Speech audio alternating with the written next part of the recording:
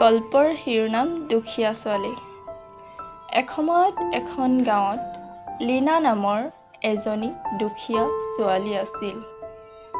লীনা একেবাৰে সৰুৰে পৰাই মাতৃ-পিতৃহীন আছিল। তাইৰ ঘৰ আছিল নোমাল গাঁৱৰ পৰা অলপ আঁতৰত থকা এটা পুৰণি পুখুৰী ঘৰত।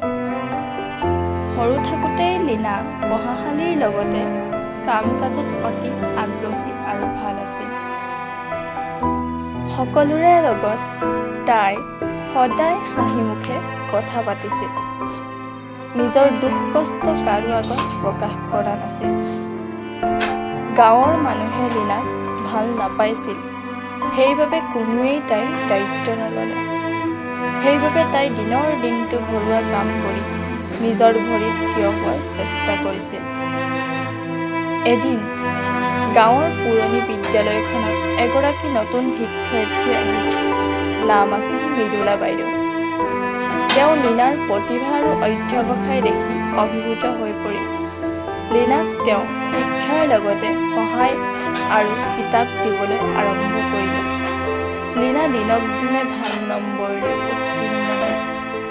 গাঁওবাসীয়ে আজি লীনাৰ আগভাগী মনোবল দেখি আচৰিত হ'ল। বহু বছৰ পিছত লীনা গুৱাহাটীলৈ গৈ শিক্ষকতাৰ পাঠ ল'লে। পিছত নিজে এখন বিদ্যালয় খুলি গাঁৱলৈ উভতি আহিল, য'ত গাঁওখনৰ সকলো দুখীয়া আৰু অনাথ ছাত্ৰ-ছাত্ৰীৰে শিক্ষা ল'ব পাৰিব। আজিও নোমল গাঁৱত মানুহে কয় লীনা এজনী দুখীয়া ছোৱালী আছিল, কিন্তু আজি তাইয়ে এই গাঁওখনৰ বাবে পোহৰ বিলাইছে।